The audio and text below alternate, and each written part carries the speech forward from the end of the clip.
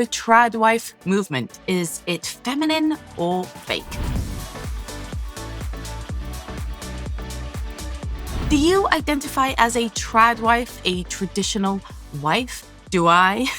Do you connect and fantasize and enjoy the content of the cute frilly aprons, the baking everything from scratch, the curling the hair and full face of makeup as we do homemaking as the husbands are out providing? Is this something that you relate to, identify with, or hope to become one day? Or is this something that has you rolling your eyes at the whole thing? Either way, let's talk, because I'm concerned about how this TradWife aesthetic might be influencing you and I, normal parents who are trying to build a strong family culture. That is my mission here. Welcome back to Hi Fam. I'm Avital, and we're here today to break down this internet trend of TradWives, explain what it is and how it might be subconsciously or consciously influencing you and I, our confidence, our vision, our mission, and how we show up to our parenting. So if that sounds good, make sure to hit subscribe, slam on the like button, and make sure to leave me a comment below. It not only really helps me and supports the channel, but I love to hear from you. So I have questions about this TradWife movement. And first up, I just want to say there is so much about it that I'm really drawn to, that I really like, that gives me inspiration or sometimes just makes me laugh. But there's also a dark side to it that I sometimes get a bit skeptical or concerned about. And I want to make sure that you and I have kind of media savvy lenses on where we're able to be discerning and a little bit cynical about some of the excesses of every trend and this one in particular. So first of all, what is a TradWife and why is this trending? Well, TradWife, broken down to traditional wife, is all about old school femininity. It's about homemaking, submissing to a husband, and leaving the workforce. Now, first up, let's just say this is nothing new. Many people call this biblical marriage, this idea that we submit to our husbands, that our husbands are the providers and protectors, and the women are the homemakers and child bearers. But although this might be in a brand new, shiny digital TikTok package, this is something pretty old. Many of us grew up in households that had a traditional division of labor. One person runs the home, one person brings home the bacon.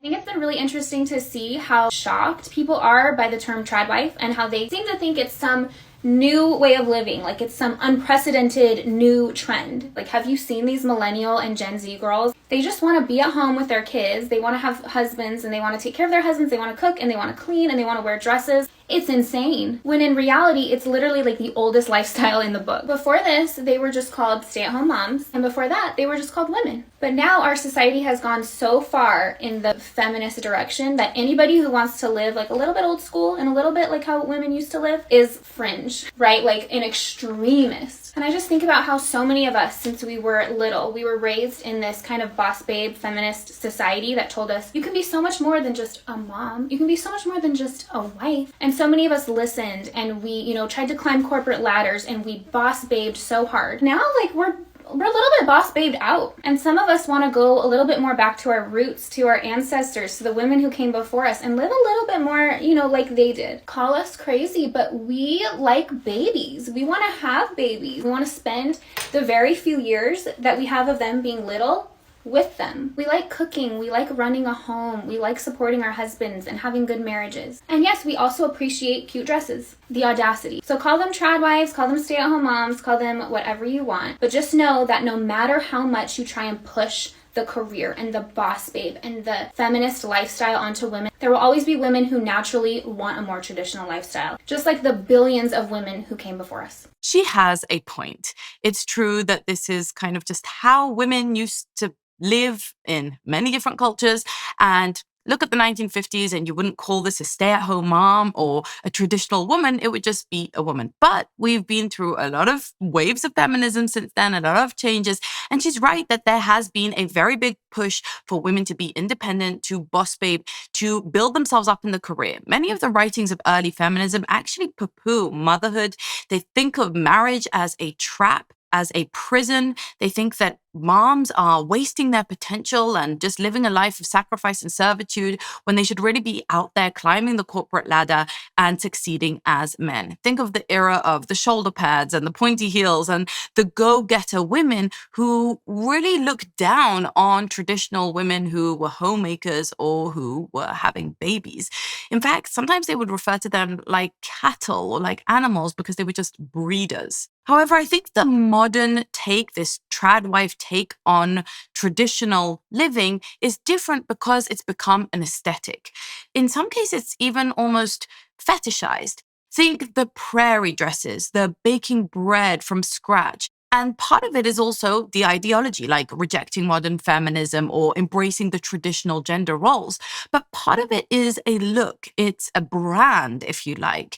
It's a way of signaling something about myself. In some cases, like she said in the video, it's almost fringe. It's almost a rebellious movement. It's almost a stick it to the man. I won't be a boss babe. I'm not climbing the corporate ladder. I won't work for the man. In fact, I want the man to work for me. And social media has really fueled this trend, right? With the influencers who showcase this very ultra soft, ultra feminine aesthetic, the lifestyle is really romanticized and packaged up with a neat little bow. Yes, there's something fun, beautiful, fulfilling, in fact, really meaningful about all of those roles. And they can be creative and enjoyable if you like that kind of thing. But there is also a skeptical side of me when I see this trend online. First of all, I think quite a lot of it is just plainly dishonest or slightly hypocritical. In other words, they are packaging up and selling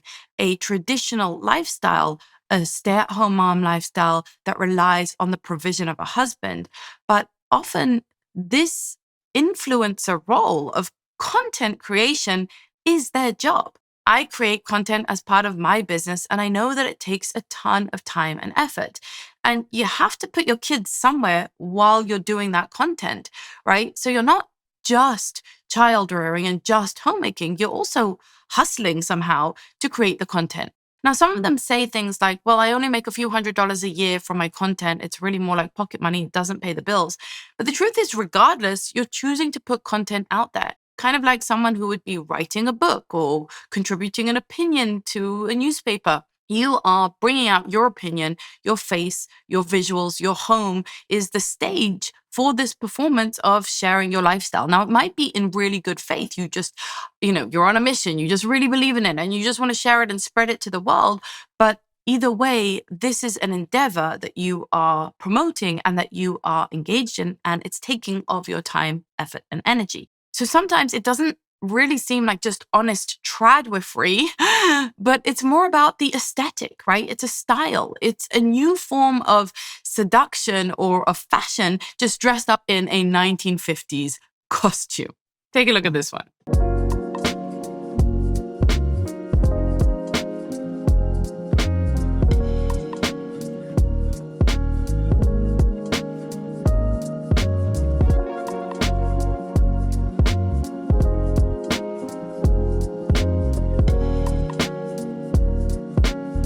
This is Esty Williams, one of the women who actually made tradwifery popular and trending on TikTok and Instagram.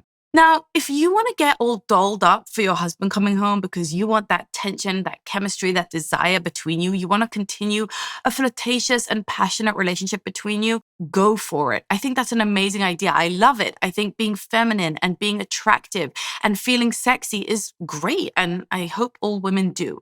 But there's a difference between doing that and creating a short about it, right? Posing for the camera and in fact, letting the rest of the world in on this very intimate, personal connection between you and your husband.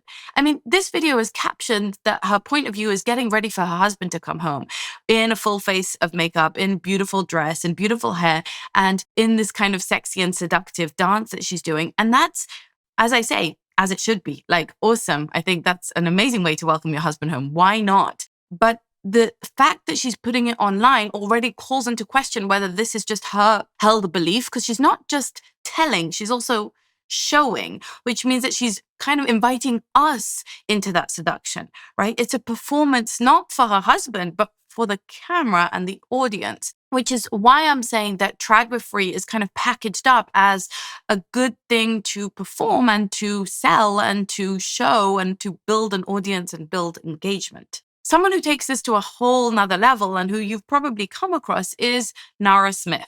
My toddler stumbled into my room this morning asking for cereal for breakfast. She saw someone eating Fruit Loops and wanted those specifically, so I caved and just made her some. I started by combining some almond flour, maple syrup, coconut oil, and some tapioca flour, giving that a good mix, setting that aside, and then got started on grinding up all of my dried fruit. I decided on a mango banana flavor, raspberry flavor, and also blueberry since that's her favorite fruit. I spooned my cereal dough into each bowl, added a little bit more flour, and gave that a really good mix. Once it all came together, I started forming my little cereal by getting a small amount of dough, rolling it out, and placing it on a parchment paper-lined baking sheet. While I was doing that, I also preheated my oven to about 350 degrees, and once that was ready, I smushed down my cereal and added a little hole in the middle before baking them for about 8 to 10 minutes. I let them cool completely, topped them with some milk, and she absolutely loved them.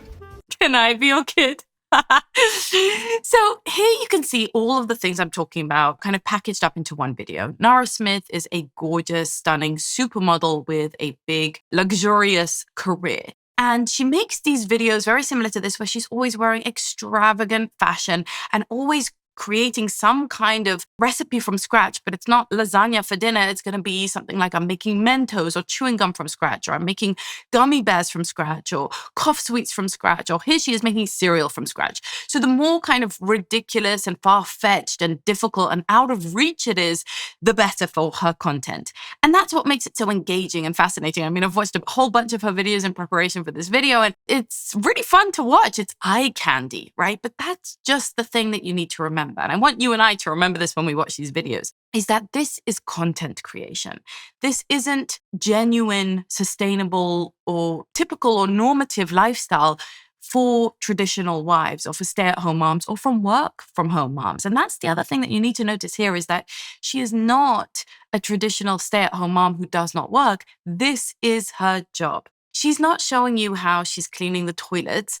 She's not showing you how she's keeping her house decluttered. She's not showing you all of the difficult chores that she has to do, like folding all the laundry and cleaning up the house and changing the diapers. And it's not a normal day in the life that's genuinely instructional or informative in any kind of helpful way for all of us kind of, normal muggles. This is something that is supposed to be entertaining. It's supposed to be clickbait. It's supposed to be, get us a little bit outraged. It's supposed to make us comment. The comments are full of, why didn't you just buy the Fruit Loops? Oh, this is completely unrealistic. Where's your nanny? Get her out from behind the camera. We know you have one. And of course she has one. Of course she might have an army of nannies. Of course she might have other people cleaning her house. She might have other people editing and creating her content for her, doing her makeup and hair for her, whatever else might be happening.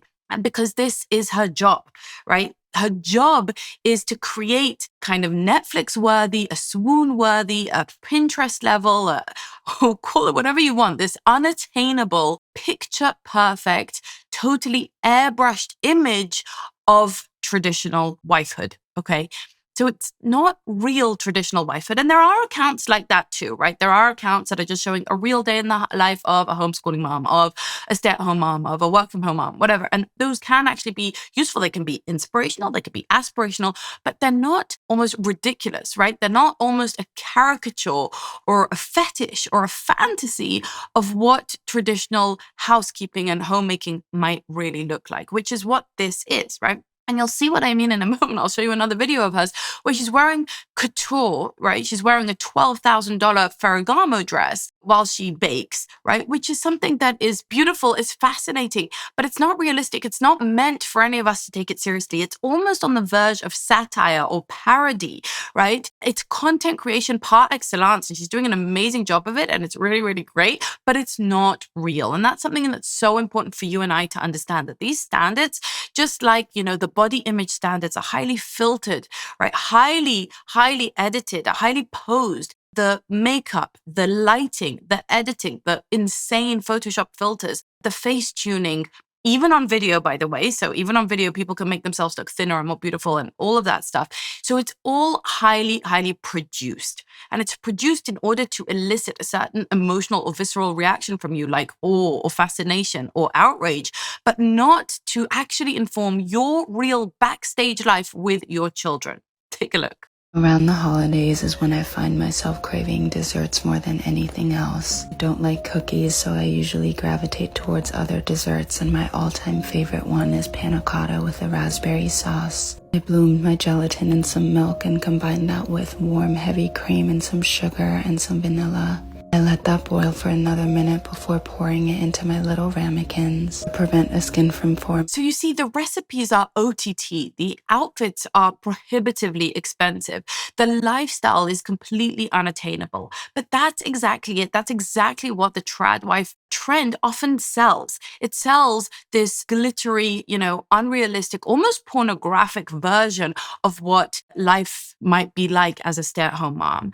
And one of the things that you'll also notice is that there is an oddly sexualized edge to it. Now, I know, some of these women are scandalized when anyone suggests that these videos are a bit fetishistic or a bit sexualized. But I think when you have, heavy makeup on, lots of filtering on, a lot of cleavage going on, sultry ASMR kind of voices, and you're talking about this kind of very sensual, beautiful, delicious lifestyle in that way, then, are you selling traditional marriage values? Are you selling, monogamy and marriage and homemaking and child rearing in that traditional sense, which often came with modesty, with being humble, with being private, right? Are you selling those things, or are you selling just a different kind of sexiness in a different package? I'm not sure, and I'm not accusing any one person here of, or any one TradWife on the influencer sphere of,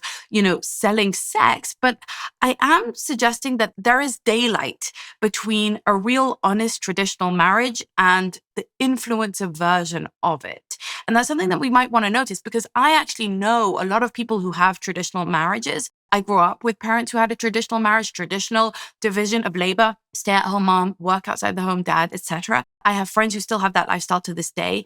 And the idea of them dressing all sexy and showing videos of themselves doing it to the outside world completely negates the very energy that creates that life in the first place.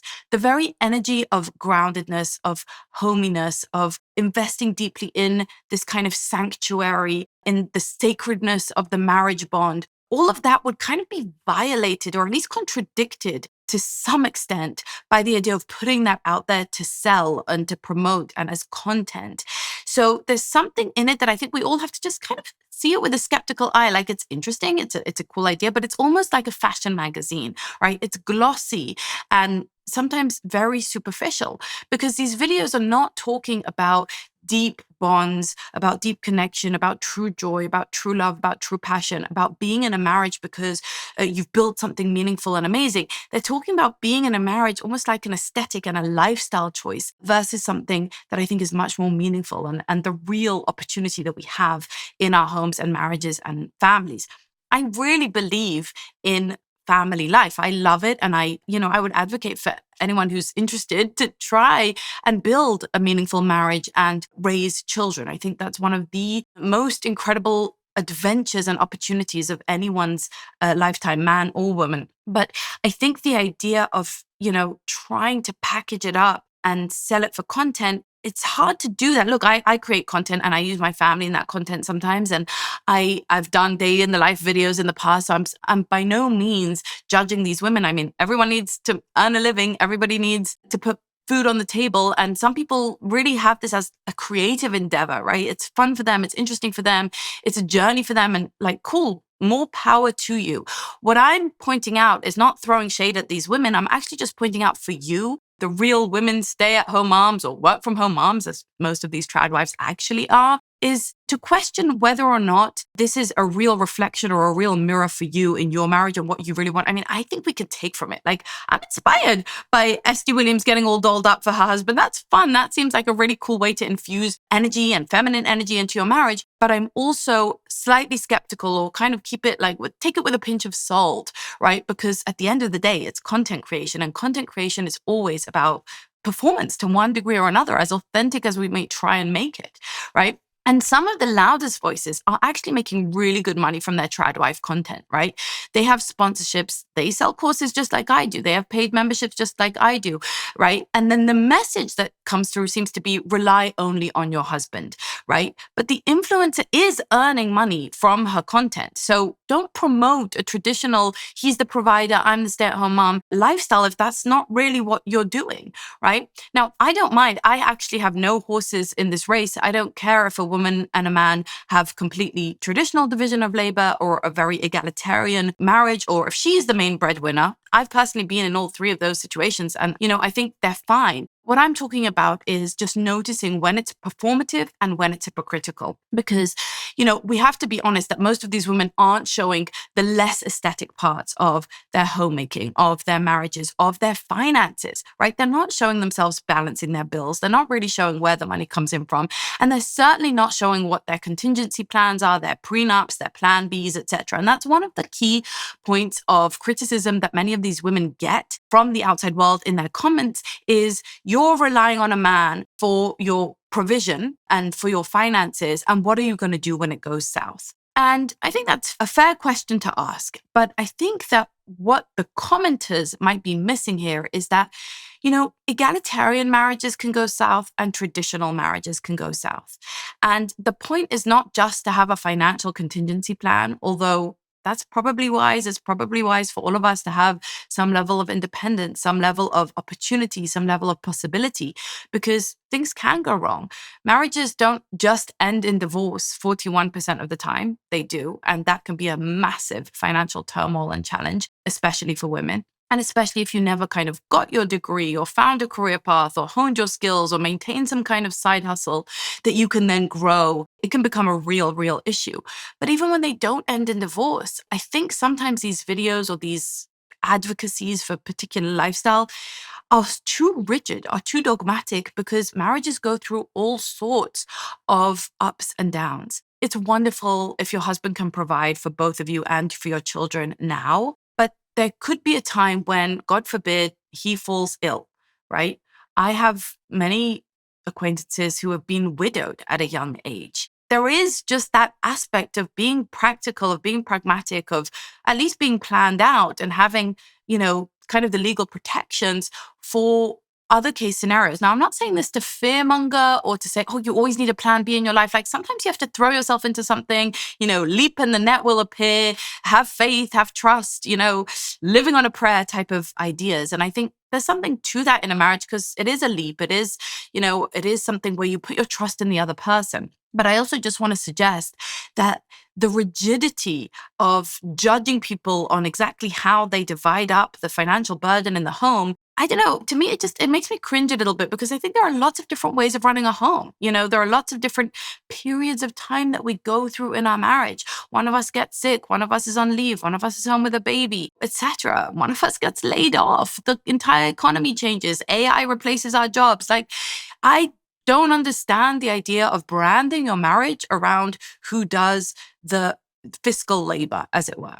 Because, that might be the lifestyle that's working for you right now and awesome. And it might be the lifestyle that works for you, to the end of your days. And Godspeed. But it also might not. And your marriage isn't defined by who brings home the bacon. I mean, it shouldn't be defined by that, should it? I don't know. Am I the only one here? Let me know in the comments below what you think. But I just think marriage is about something much deeper. It's about building a life together and being great partners to each other and each of you playing to your strengths. If his strength is earning and your strength is homemaking and that works for both of you, awesome. That traditional division of labor works for many people. But I think there needs to be some level of flexibility and each of us have to be developed as whole individuals so that we can go through different periods of time, or we can play to our strengths in different ways, or maybe you have a side hustle, or maybe sometimes you're the main breadwinner. Maybe his business takes a downturn, or you suddenly have an opportunity. And I just wouldn't attach to these labels so much. The idea of I'm a TradWife, and then what happens when you're not? It's a bit like I used to talk about I'm an attachment parent.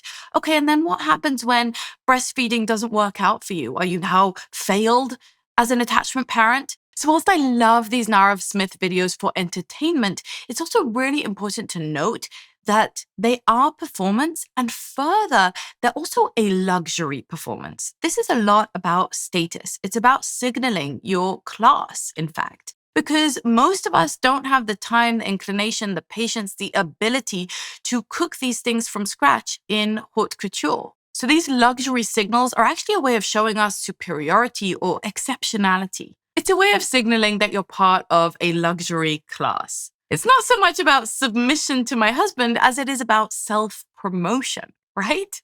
It's branding, and it's brilliant branding. But we're not seeing the sleepless nights with sick kids because there's no filter for that. We're not seeing managing household budgets because that isn't sexy enough. And these videos really are all about being sexy, making this look and feel sexy, which, by the way, in real life, I think it often can really feel sexy. So there is that aspirational, fun, kind of infusing energy part of these videos. But you'll notice that if this is about tradition and loyalty and connection with my husband and submission to my husband, why are these videos really leaning into that kind of male gaze of pleasing the outside world and performing for it? So let's talk about the real wisdom and finding a balance here and what all this means for us. TradWives, of course, have a point about femininity and homemaking. Many women do find fulfillment in home, in family, in embracing traditional femininity. Modern culture really has over-glorified career success,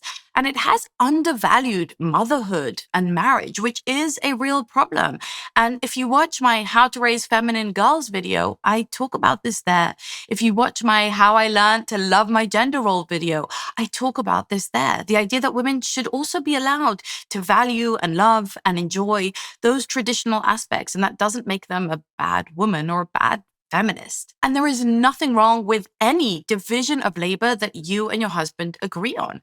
It's consensual, it's cooperative, you're both adults, you can have traditional roles, you can have egalitarian roles. I think they're all equally fine. It's about what works for you in your specific marriage with your specific strengths and weaknesses and the culture that you live in and the phase of life that you're going through right now. Sometimes a traditional division of labor can be beautiful and easy. Like, take a look at this woman. My husband doesn't cook or clean, and he's still an amazing husband. Here's why. He's a provider. He makes sure that all of our bills are paid, that we have all the food that we need, the clothes that we need, and we are always taken care of. Number 2, he cares about my emotional, spiritual, and physical well-being. Not just mine, but our babies too. And number 3, he's fun. He loves to take us on little adventures, and he loves to get us little treats and do so many fun things with us. I don't personally see anything wrong with this marriage. They've decided on who's responsible for what, and they both seem happy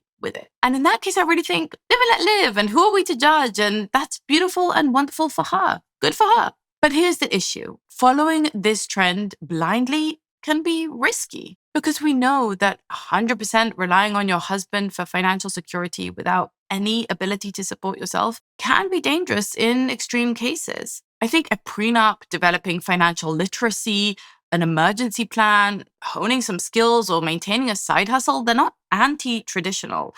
They're just smart. Because, even in traditional times or in the 1950s, women often developed other skills than just homemaking. They knew how to sew, they knew how to bake, they knew how to teach, and those things could support them if they needed. My most important role model in my life is my grandmother, Bubby. She's 101, and she had a very traditional marriage. She supported her husband in all his endeavors. She got up early in the morning to have breakfast with him because he was an early riser, even though she was not. But in her teens, when she lived in Austria, just as the Nazis were taking over, she supported her entire family making corsets. She had such amazing skills in knitting, in sewing, and in corsetry that she was able to support her parents who were no longer able to work and her siblings. And that's just the kind of thing that women have done throughout the ages. They've supported, they've helped, they've developed their abilities, their initiatives, their ambition, their skills. And if a woman has an amazing and fulfilling career that supports the family, and she's fulfilled in her role as a mother, a wife, or a homemaker, and her husband is more of the stay-at-home parent, and that works for them, then awesome. I think that marriage is about so much more than the technicalities or the division of labor. And in fact, I think it's this kind of thinking that leads to this tit for tat transactional thinking. Well, what do you bring to the table? Well, what do I bring to the table? Instead of chasing an aesthetic, how about learning real marriage skills? Because that's what I've been trying to develop in my marriage over the years and in the thousands of students that I coach. It's not about the packaging. It's not about exactly what it looks like or about the timetable or about the division of labor, but rather about the actual connection, the bond, the sense of deep commitment, the sense that we are family, that we are complementary, that we complete each other, that we support each other, that we have a deep friendship, that we are amazing lovers, that we have big chemistry and passion, and that we're great co-parents together. It's about how to become really fantastic partners, no matter what exact partnership arrangement you have. I mean, think of co-founders in a business. They might have a completely disparate division of labor where they just really each maintain completely separate areas of the business that play to their strengths, or they might have quite a lot of overlap and really work together a lot and do things in parallel, side by side, and jump in to complete each other's sentences. There are businesses like this and there are businesses like that, and they both work if the quality of the relationship between those co-founders is solid, is healthy, is respectful, is mutual. If no one feels like they are being used or abused, God forbid, or if no one feels like they are building up resentment. And here's the thing, traditional, Sam, wham, TradWife, boss babe, what I know is this, many women are really resentful of the role they're in. They might be resentful because they are the breadwinners. They might be resentful because they're not the breadwinners. But resentment building up in your marriage is one of the key symptoms that you need to build marriage skills fast. So I want to invite you to check out Married You, which has sponsored this video. So thank you very much. But Married You at married-u.com is my marriage university. It's what I've learned in almost 2 decades of trial and error in my lab, which is my marriage, but also it's something that I have taught thousands of students all over the world, and that has brought incredible results. You'll learn how to communicate and avoid resentment, how to establish and negotiate and understand the rules of your particular marriage, of what makes it work for you in your home with your resources and your strengths and weaknesses. Because whilst we might talk about femininity and receptivity and surrender or even submission, none of us want to just sit down, be quiet, be pretty, and be of service. I think that would make any one of us build up resentment over time because, after all, we are modern women. We do expect to be treated with respect. We do expect our boundaries not to be trespassed. We do expect to give and receive. And we do expect to have some level of romance and joy and connection and fun and even be a little bit of the main character, the heroine in our journey. We want our marriages to fulfill a lot of roles in today's day and age, right? There is a lot riding on this one relationship with this one man. It's not only got to last our lifetime, but it's also going to stimulate us from every perspective. It's got to be hot. It's got to be intellectually stimulating. It's got to be a great co-parenting relationship. We've got to have great division of labor, etc., etc. And whether you identify as a TradWife or not, that's actually going to look quite different in each home. So my mission is to help you create a long-lasting, strong, and loving marriage that lasts without you having to play a character. Because marriage isn't about being an influencer or playing some character. It's about deep, lasting, real connection. So if you sometimes roll your eyes at the influencers' posts about how much they love their husbands and hashtag in love and happy anniversary, babe, because you wonder what's really going on behind the curtain and how authentic it really is, then I invite you to check out Married You. I'm the first to say that my marriage is not perfect. I am not the perfect TradWife, even though I love a lot of those TradWife things. Our marriage and our family life doesn't always live up to some Instagram-worthy aesthetic. There are ugly moments, there are embarrassing moments, and there are even shameful moments. But I am here to advocate for a real, in-depth, lasting, meaningful, adventurous commitment to your marriage and to your family. So what do you think? Do you love or hate the TradWife trend? Do you identify as a homemaker, as a Sam, as a wham, as a boss babe? Do you think it's real or just an aesthetic? Drop a comment below. I read every single one. Final thought, whether you love or hate the TradWife trend, one thing is clear. Real marriage takes work. And if we're really serious about creating strong families, we're going to need more than prairie dresses and sourdough bread. Although I do love me both of those. We need actual relationship skills. So check out Married You, and I'll see you in the next video.